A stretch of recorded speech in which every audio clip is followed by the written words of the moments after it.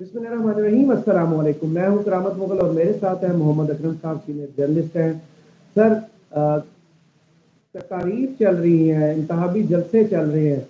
एक तो समझ नहीं आ रही कि नवाज शरीफ साहब और मरियम नवाज जलसों से छुट्टी कैसे कर सकते हैं, जबकि 2 दिन सिर्फ बाकी हैं। मरी में डेरे डाल ली हैं, जहाँ वो कल जलसा आम से खिताब करेंगे। और जलसे का मुकाम जो उन्होंने चूज किया है वो है GPO माल रोड, जहाँ पे लोग आए ना आए, वहाँ वैसे ही सयाहों का इतना रश होता है कि बिलाखिर ये कहेंगे कि देखो कितना रश है मियां साहब को देखने के लिए। दूसरी जानब पीपल्स पार्टी धड़ाधड़ जलसे किए जा रही है। चकवाल के करीब जलसा किया है आसफ अली जरदारी साहब ने, और बिलावल भुट्टो साहब ने भी एक जलसे से खिताब किया है। वो भी ताबड़तोड़ हमले कर रहे हैं मुस्लिम लीग नून पर और साबका हुकूमत पर। तो ये भूल जाते हैं कि उस साबका हुकूमत के हिस्सेदार वो खुद है, उसका बोझ लेकर वो खुद घूम फिर रहे हैं। बिलावल भुट्टो साहब उस हुकूमत में वजीर खारजा रहे हैं। उसका उसमें महंगाई करने का जिम्मेदार कौन है, इसका तयन अभी तक नहीं कर पाई पीपल्स पार्टी, सिर्फ साबिक हुकूमत। उसके बाद बात करें तो मौलाना फजलुर रहमान, हमारी सियासत में जो अंतर खत्म हो चुका था एंटी इंडिया वोटर का, अब उसमें एंट्री डाली है उन्होंने नए मसाले के साथ, जो हमेशा से कहते हैं कि ये यहूदी एजेंट है। वो एजेंट जिसने इस्लामोफोबिया का दिन अक़वाम मुत्तहिदा को मुकर्रर करने पर मजबूर कर दिया, जिनने हुर्मत नबी पाक सल्लल्लाहु अलैहि वसल्लम का केस जाके लड़ा UN में, जिनने पूरी इस्लामी दुनिया का केस लड़ा, उसको यहूदी एजेंट मुल्क से निकाल कर छोड़ेंगे। यही नहीं उनकी बात थी, उन्होंने एक और जुल्म किया है, मैं उसको जुल्म कहूँगा, कि जिस घर पर PTI का झंडा लगा होगा वो यहूदी दोस्त तस्वर किया जाएगा। क्या ऐसे वोट मिलेगा? करामत साहब, मुझे समझ में नहीं आ रहा आपके आपने इतना लंबा एजेंडा रख दिया, कहाँ से शुरू करूं। आखिरी जो बात आपने कही है मैं वहीं से आपको बात करना चाहूंगा कि इस बात का फैसला कि कौन कितना अच्छा या मुसलमान है या नहीं है, ये फैसला खुदा के हाथ में है। ये किसी मौलवी या किसी जो बंदा अपने दाढ़ी रख ले और जुब्बा पहन ले तो वो अपने आप को मौलाना कहना शुरू कर दे, उसके हाथ में नहीं है। पाक इस्लाम की तारीख में अगर हम देखें तो उलमाए सू भी होते थे और मसाजिद ज़ार का भी जिक्र है कि जहाँ पे बैठ के इस्लाम की जो तालीमात थी, जो उसका निज़ाम था, जो उस वक्त की रियासत मदीना में जिन लोगों ने उस वक्त उस मदीना की रियासत को कायम करने के रास्ते में रुकावटें खड़ी की थी, उन मसाजिद ज़ार को किस तरह से उनको उनको ख़त्म कर दिया गया था, उनको गिरा दिया गया था। और उन उलमाए सू जिनको कहा जाता है, ये हमारे यहाँ जितने भी मौलाना हैं, ये जो ख़ास तौर पर ये तो मैं इनको पाकिस्तान की सियासत का सबसे बड़ा शैतान मानता हूँ, जिनका नाम फजलुर रहमान है। ये वो और इस जैसे इस कबील के जितने लोग हैं, इनसे जब भी कभी आप पूछे कि जनाब आपका ज़रिया माश क्या है, खाना कहाँ से खाते हैं, घर कहाँ से लिया हुआ है आपने, ये इतना जो तो ये कहते हैं कि ये हमें तो जी गैबी इमदाद मिलती है, जैसे पिछले दिनों काफी वायरल। और जी एक्चुअली सारी जिंदगी इन्होंने ये सिर्फ चंदे नहीं लेते, ये बड़े बड़े चंदे लेते हैं, ये जलसे करने के और धरने देने के चंदे लेते हैं। ये याद रखे जो इस्लामाबाद में मार्च किया गया था तो वो उसका चंदा कहाँ से आया था। और उससे पहले भी आप 80 की दहाई की सियासत देख लें, मौलाना डीजल का जिसको लकब दिया गया था ख्वाजा आसिफ की तरफ से, वो किस बात पे दिया गया था, परमिट किसने लिए थे। और फिर जब नैब में एक केस इनके खिलाफ आया था, रेफरेंस आया था, तो उसको खत्म करने के लिए इन्होंने क्या तरीका इस्तेमाल किया था। तो ये उन्हीं की हमेशा से जिनका इस मुल्क के ऊपर कंट्रोल है, जो इसकी जो जिनके पास क्या बंदा कहे क्या लफ्ज बोले, ये सारे लोग उनकी बी टीम है, ये उनके आगे से इनके एजेंट हैं जो इस मुल्क के अंदर अफरा तफरी इंतशार। अभी ये जो बात आपने कही है कि जिसके घर के ऊपर PTI का झंडा होगा वो यहूदी का दोस्त होगा, तो इसको खुद क्या कहे जो खुद जो अपना आप साबित नहीं कर सकता। और बाकी वही बात मैंने कहा कि कौन मुसलमान है, उसकी मुसलमान होने का दर्जा कौन सा है, कितना वो तकवे वाला है, ये तो फैसले हैं, ये तो वो हैं जो खुदा ने करने हैं। ये यहाँ पे जमीन पे खुदा बने बैठे फैसले कर रहे हैं। इनको इनको तो इसलिए ये इस हवाले से बोल रहे हैं कि खलकत खुदा की बनाई हुई जो मखलूक है, वो इंसान जो है यहाँ पे रहने वाले बसने वाले इस मुल्क के जो शहरी हैं, उन्होंने तो दुत्कार दिया इनको, उनको इनसे इतनी शदीद नफरत करते हैं और इनको बार बार वो उन्होंने इनको मुस्तरद किया है। अब ये जो जिन लोगों को बचाने के लिए ये और जिनके जरिए से इन्होंने अपनी सियासत अपने आप लोगों के गजब से बचाया हुआ है, ये तो सिर्फ वो मामला है, उस तूफान को रोकना चाह रहे हैं जो लोगों का वोट के जरिए या इलेक्शन के अमल के जरिए जो तूफान पैदा हुआ है मुल्क के अंदर। पाकिस्तान इस लिहाज से बड़ा एक खुशकिस्मत मुल्क है कि हम ये सारा कुछ देख रहे हैं कि पाकिस्तान में अवाम जो है, लोग जो है, वो अपने मसाइल को अपने ऊपर होने वाले जुल्म के खिलाफ जिस तरह से वो लड़ रहे हैं, मुजाहमत कर रहे हैं, और इन लोगों को सब पता है, इनको पता है कि इनकी क्या औकात है, सियासी औकात क्या है, इनके साथ कितने लोग हैं। ये तो अपने आप को ये बचाव की जंग लड़ रहे हैं और उसके लिए वो किस हद तक जा सकते हैं वो वाजे है। और दूसरी जो आप बात कर रहे थे, हमारे यहाँ एक बड़ा लफ्ज हो गया जी, उसका बयानिया जी, मुस्लिम लीग नून का बयानिया जी, ये जी फजलुर रहमान, ये बयानिया कहाँ से आ गया? ये क्या लफ्ज है? ये लफ्ज है, ये उस चीज की पैदावार है जिसमें ये कहते हैं ना कि ये सियासत और ये धंधा है। एक्चुअली इन लोगों ने चूंकि सियासत को धंधा बनाया हुआ है, इसलिए इसको मनफी कॉनोटेशन में उसका एक मनफी पहलू सामने रखा जाता है। हालांकि सियासत जो है वो एक पकीजा और एक मुकद्दस चीज है, क्योंकि ये इंसानों के मसाइल के हल की तरफ लेके जाती है। मिल बैठ के जो वो मसाइल अपने हल कर, सियासत का अमल कहते हैं। तो इसी वजह से ये बयानिया लफ्ज भी यहां से आया है कि आपने बयानिया असूल जो होता है ना, उसके लिए किसी लफ्ज की जरूरत नहीं है। असूल पसंद जो होता है, जो बंदा एक असूल की सियासत करता है, तो इनके चूंकि असूल नहीं होते तो इनके बार बार बयानिए बदल रहे होते हैं।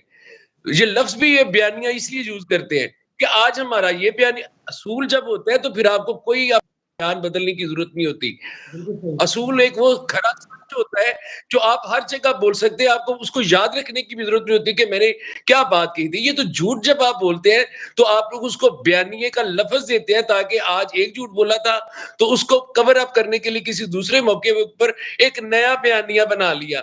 ये सारी बेअसूल और ये सारी जो एक्सप्लॉयटेशन और जो इस्तेहसाल की जो कूवतें हैं, ये वो सारी इन अल्फाज को भी यूज करती हैं। और खुशी की बात सिर्फ इतनी है कि लोग जान चुके हैं और लोगों ने दिखा दिया इन लोगों को कि लोगों की नजर में इनकी कोई वक़्त नहीं है। सिर्फ और सिर्फ उनको एक मौका चाहिए कि वो अपने नुमाइंदे खुद चुने, अपनी हुकूमत खुद बनाए। सही। तो जो इतने गहमा गहमी के दिनों में मरी में जाके डेरे डालना, छुट्टी का देना, तीनों का जलसे कोई नहीं, शेड्यूल कोई, ये इतने मुतमिन है कि इनकी सिर्फ बात ऊपर हो गई है या मायूस हो गए कि वोटर तो है ही नहीं इनकी तरफ मुतवज्जो। ਉਹ ਇਹਨਾਂ ਦੀ ਗੱਲ ਹੋਈ ਹੋਈ ਹੈ ਨਾ, ਇਹਨਾਂ ਨੂੰ ਕੀ ਲੋੜ ਹੈ ਮਿਹਨਤ ਕਰਨ ਦੀ, ਮੁਸ਼ੱਕਤ ਕਰਨ ਦੀ। जिन्ना दी गल हुई होंदी है, भाई देखो ना, इंटरव्यू के लिए तो वो पेश होगा किसी जगह पे जिसको उम्मीद होगी कि मेरी जो है काबिलियत को जांचा जाएगा। जिसकी पहले से वहां पे सिफारिश मौजूद है, वो तो घर में बैठ के उसको इंटरव्यू पे ले जाने की क्या जरूरत है, बसों में धक्के खाने की, ये डिग्रियां हाथ में उठा के जाने की। तो इनका तो इंटरव्यू हो चुका, बल्कि शायद इन्होंने खुद इंटरव्यू किया होगा किसी वक्त पे किसी दूसरे का। तो ये किसी इसको कहते हैं, ये तो इनके लिए एक पिकनिक है कि लोगों को जनाब 10, 15, 20, 25 करोड़ रुपया लगा दिया, कुछ लोगों को इकट्ठे कर लिया और वहां जाके जनाब जलसा कर लिया। वहां पे जाके तकरीर देखो ना, अब क्या ये सियासी लीडर होते हैं जो ऐसी तकरीरें करती हैं। लोगों का जिक्र ही नहीं होता उसके अंदर, उसमें सिर्फ ये जिक्र होता है कि हमने इतना बड़ा एक कमीशन कमाना है, उसमें इतना बड़ा प्रोजेक्ट लगाना है।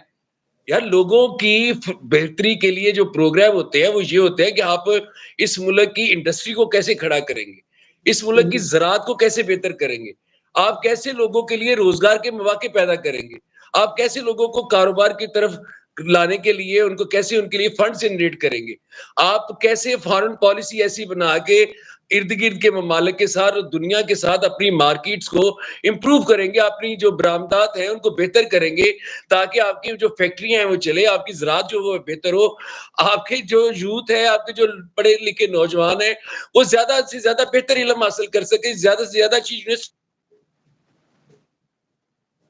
पे, आपको ना ही आपको जो है सेहत के हवाले से परेशानी हो, ना ही बच्चों की तालीम के हवाले से परेशानी हो। करामत साहब, जिस मुल्क के अंदर देखो 2-2.5 करोड़ बच्चा स्कूलों से बाहर हो, वहाँ पे आप जो है बार-बार एक ही बात करें यार, कुछ उनका भी सोचो यार। अल्लाह ने उनको ज़िंदगी दी है, अल्लाह ने उनको इस दुनिया में पैदा किया, भेजा है और तुम उनका ये हश्र कर रहे हो। तुम्हारी लालच, हिरस और तुम्हारी जो कमीशन है वो खत्म नहीं होती। तो ये तो पिकनिक है इनके लिए। जो जीपीओ भी तो आपको पता है, जब आप पिकनिक मनाने जाते हैं मरी, तो आप वहाँ बैठ के आइसक्रीम, कोन आइसक्रीम खाते हैं, कॉफी लेके पीते हैं। जीपीओ के वो जो फुटपाथ पे सीढ़ियाँ बनी हुई हैं, तो इनकी तो अजीब सी फैसिनेशन है। इन्होंने सारी जिंदगी ऐसे ही गुजारी है, तो इस इनका तो वो जो है ना लफंडरापन, वो पता नहीं कब तक इस कौम के जो है ना कीमत वसूल करता रहेगा हमसे। अनट्रेंड अनट्रेंड इस वक्त सियासतदान थे, वज़ीर आज़म के उम्मीदवार है पीपल्स पार्टी की तरफ से। दोनों की याददाश्त बहुत कमज़ोर है।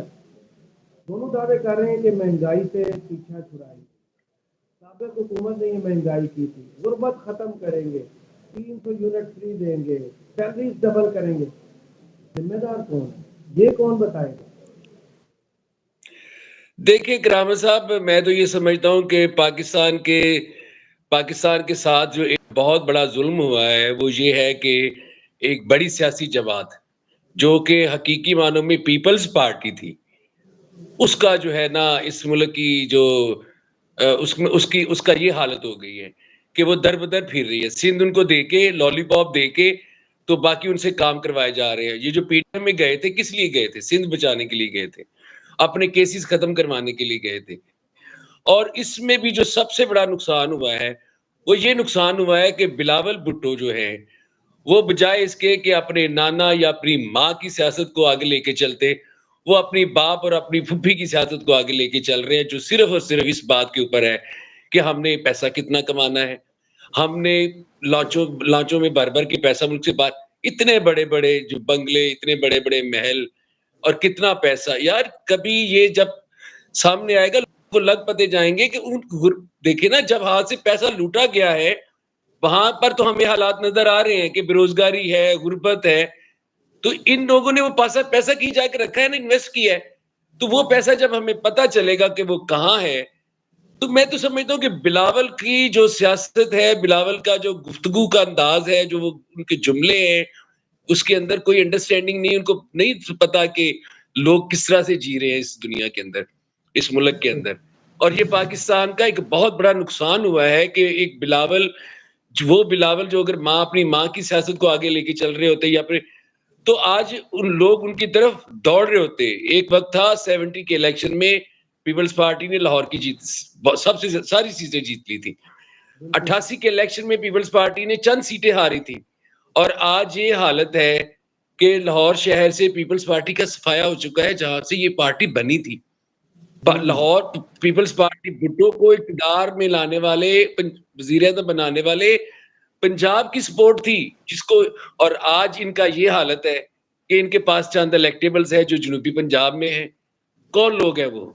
ये वो लोग हैं जिन्होंने इस मुल्क का माल लूटा है, बैंकों से कर्ज़े लिए हैं, करवाए हैं, बड़ी-बड़ी जागीरें हैं उनके पास, बड़ी-बड़ी फैक्ट्री है उनके पास, और वो गई जो चेयरमैन थी पीसीबी के, वो इनका कोटा था। इनका कोटा था, पीडीएम की हुकूमत में पीपल्स पार्टी का कोटा था। आप वगरना क्यों देते ये, इनका तो अपना पंटर मौजूद है जिसको उन्होंने चेयरमैन बनाना था। तो ये हिस्से बखरे किए गए, अपना-अपना हिस्सा लिया गया पीडीएम की हुकूमत में आने के लिए, केसेस तो सबने माफ करवाए। उसके बाद ये जो इंटरिम सेटअप था निगरान हुकूमत में, ये उनका हिस्सा था। वो तो इतना उनकी कारकर्दगी इतनी निकम्मी थी कि उसको जाना पड़ा। वगरना ये तो जितने बेशमूल कॉर्पोरेशन में, तो पीपल्स पार्टी जो है वो पीपल्स पार्टी नहीं रही। वो लोगों की नब्ज़ में उसका हाथ ही नहीं है, उनको नब्ज़ देखनी नहीं आती। उनके हाथ में वो रहा ही नहीं कि वो किसी की नब्ज़ को पढ़ लोगों सके। की नब्ज़ पर हाथ है, उसको अडयाला जेल में बंद किया गया है। बहुत शुक्रिया अकरम साहब, आपके वक़्त का। कमेंट्स बॉक्स में ज़रूर बताइएगा वीडियो आपको कैसी लगी।